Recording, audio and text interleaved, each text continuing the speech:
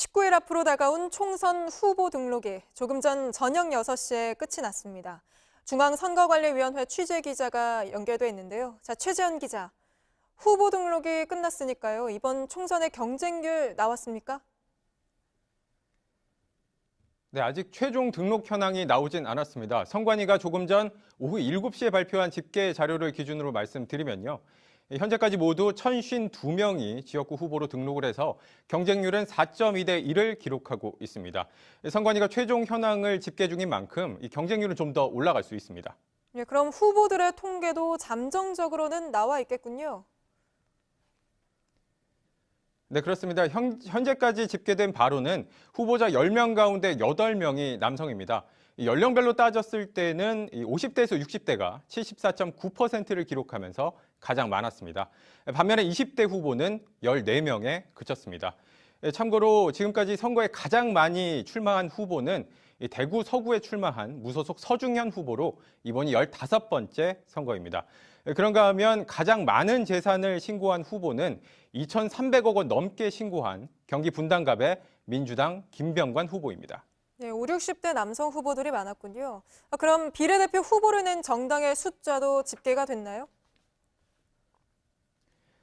네, 비례대표 후보를 낸 정당들은 모두 38곳입니다. 제가 이 가상의 투표용지를 하나 준비를 했는데요. 이들 정당들이 모두 투표용지에 이름을 올리게 된다면 보시는 것처럼 51cm가 넘는 긴 투표용지가 만들어지게 됩니다. 선관위는 이들 정당들이 자격을 갖춰서 이 투표용지에 이름을 올려도 되는지 현재 심사를 진행하고 있습니다. 선관위는 앞서 비례대표 후보를 낸 이 정당들이 24곳을 넘어가게 되면 자동 분류기로 분류를 할 수 없어서 사람이 직접 일일이 손으로 분류를 해야 한다라고 밝힌 바가 있습니다. 이렇게 되면 투표일인 4월 15일 밤 늦게나 다음 날 새벽에야 각 당의 성적표가 나올 수 있게 됩니다. 예, 잘 들었습니다. 최재원 기자였습니다. 이렇게 후보 등록이 마무리되면서 각 당은 오늘 의석수를 기준으로 비례대표 투표용지에서 순번을 배정받게 됐는데요. 오늘까지 의원 꿔주기를 이어간 결과 미래한국당이 둘째, 더불어시민당이 셋째 칸을 차지하게 됐습니다. 이어서 최수연 기자입니다. 더불어민주당 윤일규 의원이 오늘 더불어시민당으로 이적했습니다. 이로써 시민당의 지역구 의원은 5명, 전국 통일기호 5번을 받으면서 비례대표 투표용지에선 정의당을 젖히고 셋째 칸을 차지하게 된 겁니다. 밀려난 정의당은 반발했습니다. 한 칸 위에 위성정당 더 시민당을 올리기 위해 체면을 다 버리면서까지 이런 일을 하니 더욱 한심할 뿐입니다. 어젯밤 7명을 미래한국당으로 보낸 미래통합당에선 오늘 추가 이적은 없습니다. 이로써 기호는 4번, 투표용지에선 둘째 칸에 오르게 됐습니다. 더불어민주당과 미래통합당이 비례 후보를 내지 않으면서입니다. 일부러 지역구 투표에서 기호 2번인 통합당과 맞추기 위해 추가 이적을 하지 않았다는 얘기도 나옵니다. 다만 선거 보조금을 위해선 추가 이적이 있을 걸로 보입니다. 선관위의 국고보조금은 오는 30일 기준으로 의석수를 따져 나오기 때문입니다. 이때까지 원내 교섭단체 기준, 즉 20석을 채우면 보조금을 30억 원 이상 더 받을 수 있게 됩니다.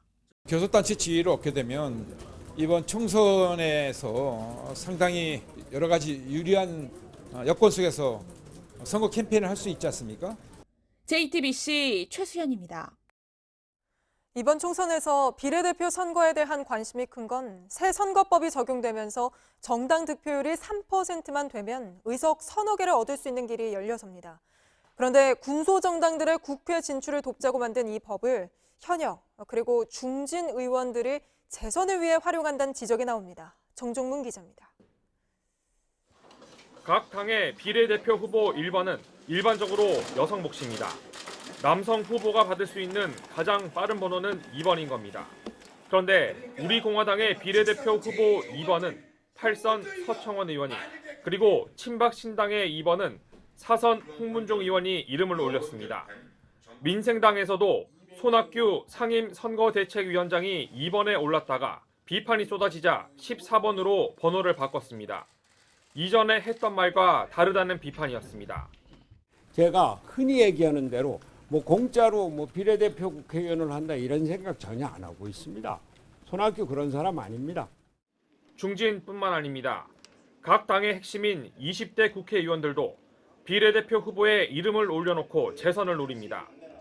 국민의당 2번은 최근 의원직을 내놓은 이태규 전 의원이, 3번은 권은희 현 의원이 받았고 민생당에서도 장정숙 최도자 의원이 5번과 7번 비례대표 후보가 됐습니다. 이 때문에 군소정당의 국회 진출을 위해 만든 새 선거법을 중진과 현역 의원들이 재선을 위해 활용한다는 비판이 나옵니다. 다선 의원들, 현역 의원들, 당권을 가지고 있는 사람들이 이렇게 하는 것은 비례대표제라고 하는 것에 추구하고자 했던 것을 악용하는 셈이죠. JTBC 정종문입니다.